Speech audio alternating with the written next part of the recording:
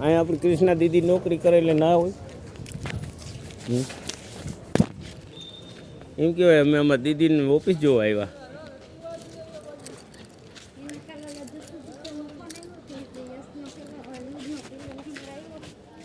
યુગ જરાક બીમાર થઈ ગયો ને એ નડ્યો. બોલો યસ બીમાર થઈ ગયો ને ના આવ્યો નંબર. તો છે ને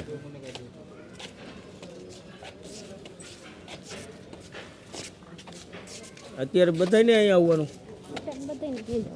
એ આંગણવાડી જેટલી મુખ્ય સેવિકા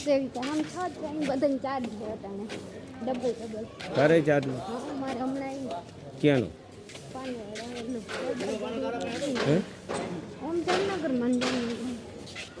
એમ નહીં તો એટલે બાજુ ડબલ કામ કરવાનું થાય તો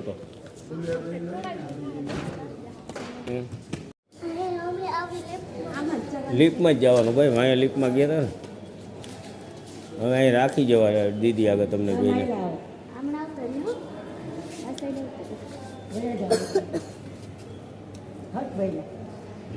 રોટિયા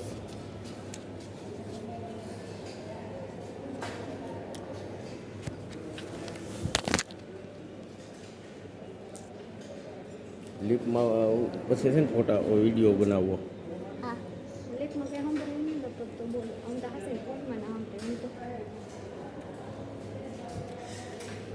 લીપ આથી ઓલી બેંકની સરસ હતી કા આ સરકારી કહેવાય ને ખોલું કે ખુલી જાય ઓટોમેટિક ખુલી જાય. હાલો ચડી જાઓ.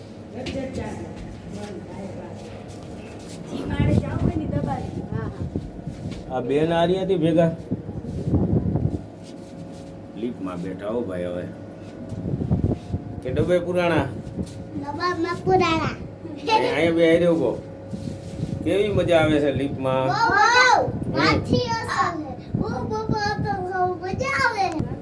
જો આમ જો ઊભી રહી દો થોડી વાંધો નહીં. હાલો હાલો લીપમાંથી ઉતરી ગયા પછી તને જડી જાય ને કૃષ્ણાબેનની ઓફિસ જી દબો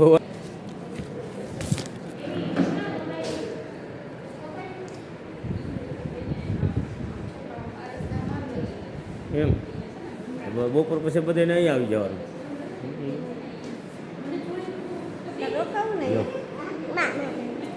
રોકાઈ જાવ અહીંયા લીફ્ટમાં બેવા થઈ ગયા.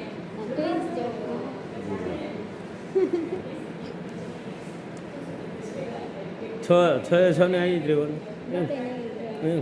તો અત્યારે અહીં શું કામગીરી કરવાની બોલો બધો હિસાબ કિતાબ.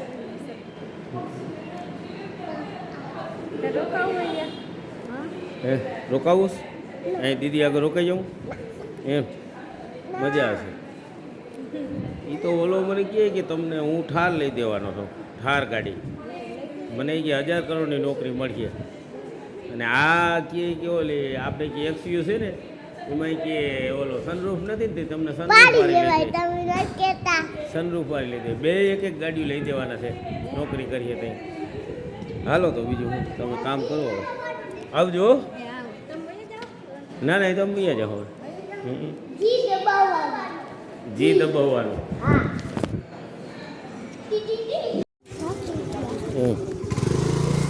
કૃષ્ણાબેનની ઓફિસે આવ્યા કા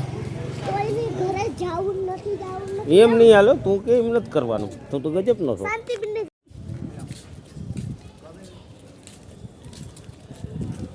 વાયરમેનની ગાડી નગરપાલિકાનું જામનગર નગરપાલિકા યશને યુગભાઈ જોવા આવ્યા કા કૃષ્ણાબેનની ઓફિસે. જય જવાન જય કિસાન મિત્રો.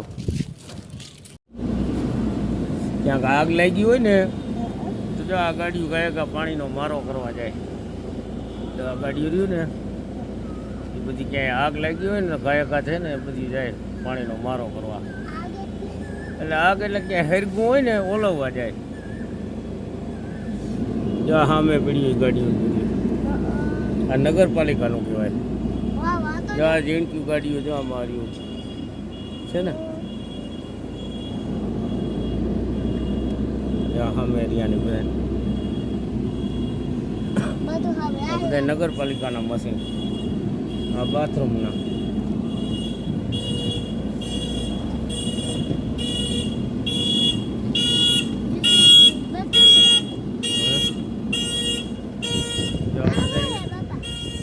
ઓલું નહીં, ટેન્કર છે ડીઝલનું ન હોય એ જીસીબી જેવું છે એમાં ભરવાનું ને આ રેડિયર માલ પકડવાનું.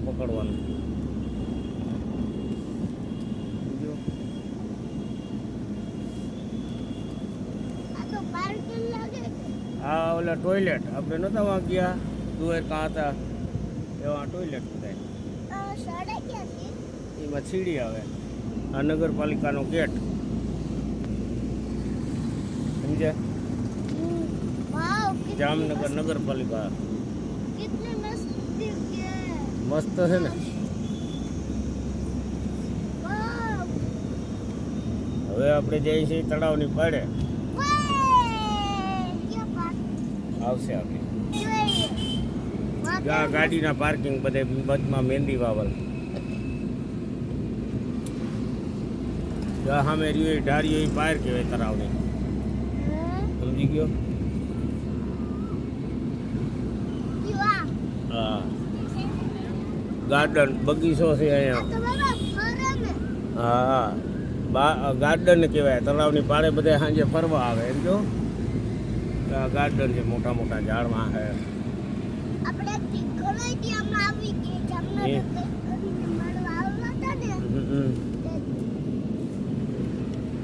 આ ગેટ અહીંથી અંદર જવાય તળાવની પાર. આ પાર કહેવાય. જો ઓલું પાણી પીડ્યું તળાવ દેખાય.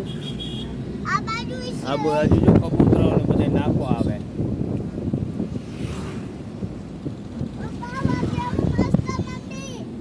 એ વચમાં એક મંદિર છે. જો આ તળાવનું પાણી સુકાઈ ગયું દેખાય. આ બાજુ વધુ છે. જો આ બધા ફરવા જાય છે અંદર. એ આગળ રાજાશાહીનું બનાવેલું છે. તળાવ વચ્ચે મહેલ બનાવ્યો, રાજાનો મહેલ કહેવાય, સમજો. આ ગેટ જોઈ લો, ગેટ દેખાય ને ગેટ. અહીંથી અંદર એન્ટ્રી થાય.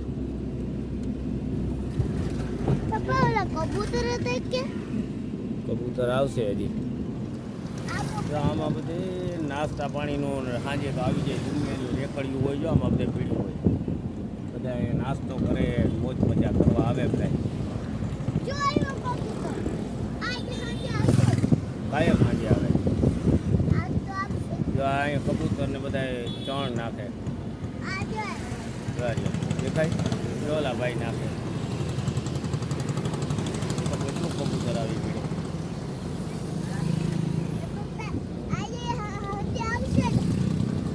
હા કાયમ કાયમ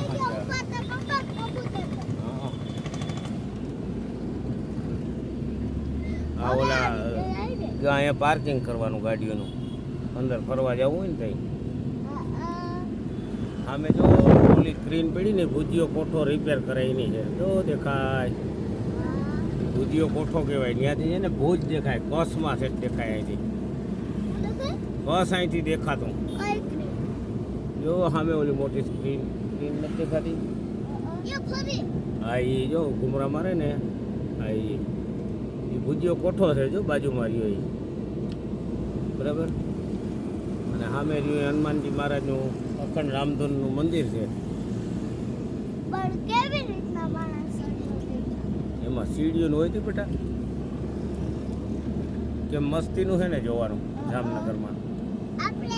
મિત્રો ક્યારેક જામનગરમાં બધે જોવા ઘણું બધી વસ્તુ છે, જાણવા જેવી છે, બહુ મજા આવે એવું છે. હું તો આ ચાલુ રોડે તમને બધું બતાવી નથી આવ્યો, પણ જેટલું થયું એટલું બતાવ્યું છે. આ નગરપાલિકાની અમારી ભત્રીજી નોકરી કરે તો એની ઓફિસે ગયા અને ત્યાંની તમને થોડી ઘણી વ્યવસ્થા બતાવી.